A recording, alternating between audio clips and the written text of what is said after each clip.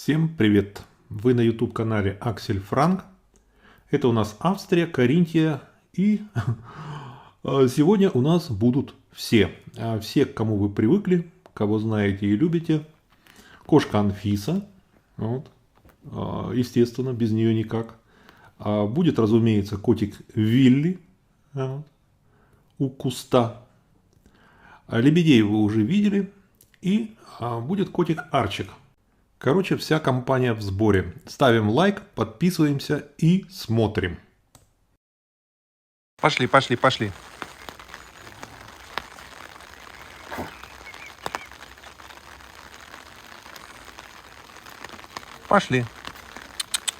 Как вы слышите, идет дождь.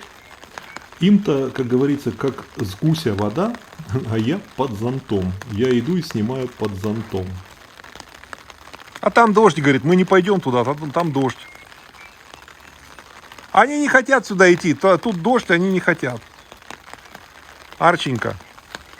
А за тот период, который я не показывал лебедей, у меня набралось достаточно много интересных кадров, и я их буду постепенно включать. Ну, я вам говорил в прошлом ролике, что вот после того, как число птенцов так сильно уменьшилось, я был в некотором шоке, мне просто не хотелось вообще даже их показывать вам. Я просто был в абсолютном таком, в некоторой депрессии, но ладно. Они, тем не менее, вот такие же веселые лапочки. Ну идите. Вот здесь они, конечно, помоложе, чем сейчас, чем вы их видели вот в моем предыдущем ролике. Ну, это у них уже прекрасный возраст. Смотрите, здесь они пока такие серые, такого серого цвета, но еще не коричневые. Вот чуть позже у них уже пойдет перо и коричневое. Ну, папа с мамой. Посмотрите обязательно ролик. Я вам в прошлом ролике показывал сюжет, как родители действуют во время бури. Там была буря, птенцов как бы стало относить от берега, и вот как родители решительно, сказать, стали действовать, чтобы взять ситуацию под контроль. Я ссылку дам, посмотрите, это вот очень-очень так интересно. Кроме того, там был сюжет, как я стою на пирсе, они меня преградили мне дорогу, и там, сказать, такое тесное общение. Ну, там как раз они уже большого размера, примерно такого, как они сейчас и есть. Вот здесь они, конечно, еще сильно помоложе. Мы специально оставляли траву, видите, много травы, мы ее там не стригли, оставляли им, они ходили траву, питались. Ну, в общем, я вообще к их питанию отношусь очень правильно, то есть я им практически не даю хлеб, изредка немножко им может быть. А так мы, в зимнее время им давал просто смеси, такие зерновые смеси, кукуруза, пшеница. А сейчас летом им, в принципе, много еды сейчас не нужно, какой-то подкормки не нужно, они сами находят в природе достаточно пищи, я им даю так, как деликатес, сухой корм для водоплавающих, который не тонет, им очень нравится, как он хрустит. Вот. А вообще, я плаваю на доске с веслом, мы часто плаваем на лодке, и они регулярно сопровождают. То есть они, встречая нас на озере, на воде, естественно, узнают, машут хвостами, подплывают. Так, вот эти следы, это у нас Арчик. Вот, был ливень такой, вот, и он пришел, погулял. Теперь надо будет все это протирать. То, что лапой колотил.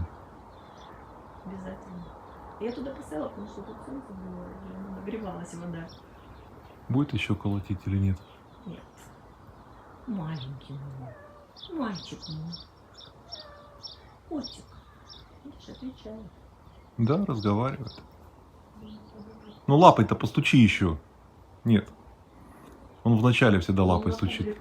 Не работает. На камеру не говорит, не буду. Стесняюсь. Ой, мальчик. Кто такой по крыше?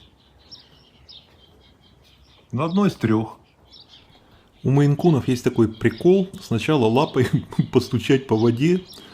Вот. Не видишь, кто там? То есть перед тем, как пить, он лапой как бы разгоняет там листву. Сорняк какой интересный. Просто обалденно. Кто-то их в магазине покупает, а у тебя как сорняк вырос. Вот это движение котик Вилли может действительно лапой по воде начинать бить. Вот он стучит, прямо вот лапу в воду опускает. Это в таком варианте максимальном. Зайчика пусто, в степи росла. А другой вариант, он может просто подвигать лапами. Вот перед тем, как начинать пить, если обратить внимание, тут Вилли сделает пару движений таких, двигает лапами перед миской. То же самое делают Арчи, Анфиса. То есть это такая имитация. Перед тем, как пить, надо лапами что-то сделать. Ну, и по легенде, якобы это они пили из луж. Вот. И перед тем, как пить, они просто вот лапами отгоняли листву, что-то такое. Вот такая легенда, такое объяснение вот этого движения. Но не знаю, насколько оно соответствует. Но Вилечка в своем любимом кусте, вот этот куст из травы, вот, мы его обстригаем на зиму, его просто Ирина обстригает, он практически там почти под 0. И на каждый сезон он потом опять вырастает. Таким образом, там очень любит Арчик спать внутри. Ну, только лапы или голова торчит наружу, а все остальное внутри куста. Там же они играют с Анфисой. И вот кот Вилли любит подойти и погрызть. Там снизу у тростника там охота там. Потому что вот в этой зоне на берегу, вот где тростник, там есть водные полевки водятся. Ну, это такие большие мыши, почти как крысы, размером с крысу. Вот, то есть у них там, ну, бывает, там можно кого-то поймать, периодически там кого-то ловят. Ну, кот Вилли увлекся, травой заправляется. Они траву едят все. Вот, все 3 едят траву.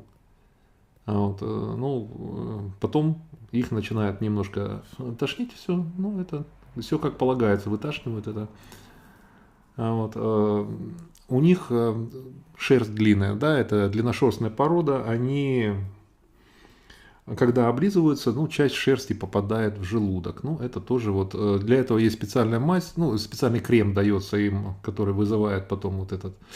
А другой вариант, они начинают есть траву и потом вместе с травой выташнивают вот это как раз вот шерсть, которую они наглотались. Вот, кошка Анфиса в этот раз она месит даже не Ирину и не меня, где-то между нами она месит одеяло. Это у нее, так сказать, обычная работа. Приходит, она начинает очень тщательно месить. А Ирина ей говорит, то иди его помеси, отстань от меня. Но она меня так не хочет месить. Мне очень редко достается вот эта льгота от нее. А Ирину она постоянно.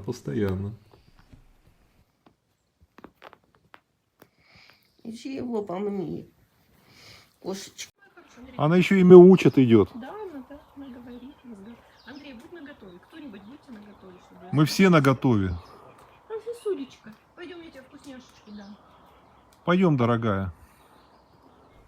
По вечерам мы выходим погулять по нашей улице сельской. Ну и по случаю собираем котов.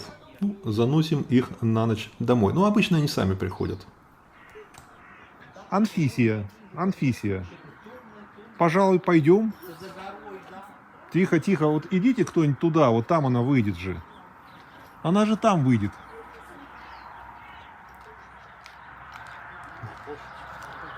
Подойди туда, она там. Нет, ну она, конечно, хитрая, но она же понимает, что надо домой идти. Анфисия. Весь день дома была. Сейчас как раз самое время гулять, когда не прохладно стало. Анфисия. Вот, я через окошко ее сниму. Так, там идет этот. Вилли идет уговаривать ее тоже. Ну вот она сейчас пролезет. Ну ты тут не пролезешь, тут места мало. Нет, пролезет, да, пролезет.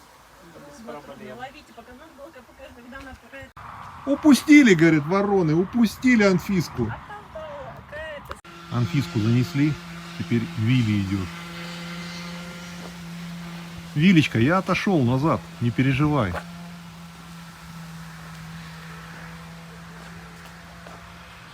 Он говорит, а я еще гулять буду. Не хочет. И Арчик где-то. Палки. А там и Арчик появился. Там же Арчик появился. О, и Арчик вышел. А им сейчас далеко не погуляешь. Соседи. Вот этот участок рядом, никого нету слева. А дальше везде все. Обложили со всех сторон. И справа, и слева, да. Короче, Ну, Арчик, все, я снимать прекращаю, тебя ловить. А вопросы задают по поводу походки Арчика, что у него может быть задняя лапка, там что-то с ней не то спрашивают. Нет, все нормально, это действительно просто такая походка. Да, мы врачу показывали, нет, все нормально, никаких у него проблем с лапами нет. А это у нас кот Вилли вышел. Это поле, это рожь, вероятно. А вот, и он там на границе просто ходит, слушает, потом раз, бросок, все, мышь готова, мышь поймана. Ну, мы смирились с тем, что они таскают мышей, не просто таскают, а Вилли с Арчиком их еще и жрут. Это что такое? Ну, такое Это иллюминация такая. дикая иллюминация. Это что, водный велосипед или моторка, или что это? Это моторка. Ну, моторка это электрическая, Ну, потому что двигатель не да, шумит, да. электрическая. А у него еще и цветомузыка, что ли? Ну, впереди зелененькая, сзади это. Ух ты, ух ты. Ну, что, красиво. Красиво, да. Еще мигало, да. Молодец какой. Фонарики вдоль борта. О, фонарик зажегся. Вот Это это, кстати, зажигается, а вот тут надо вытащить все. Ну, их надо. Я вообще удивляюсь, что это еще зажигается. Ему уже столько лет. Он фактически они ровесники этого дома, можно сказать. И как он до сих пор выжил. А я бы что-нибудь другое купил, более современное. Вот такое же, чтобы зажигалось. Надо посмотреть. Этих фонарей было изначально 5, потом 4, 3, 2 и остался один. И вот этот один, ему действительно уже больше 5 лет точно, но он все еще светит, все еще живой. Остальные уже светить перестали. Ну, это был такой ширпотреб, как-то вот нам по случаю купили. Ну, так он смотрится нормально, мне нравится. А лебеди приплывают минимум 2 раза в день, чаще 3 раза. Они устраивают мне такую побудку моей совести. Вот, потому что они к 7 часам утра уже как штык, они уже на посту. Дежурят, смотрят там издалека, выглядывают. Они через окно спальни видят, если кто-то встал. И...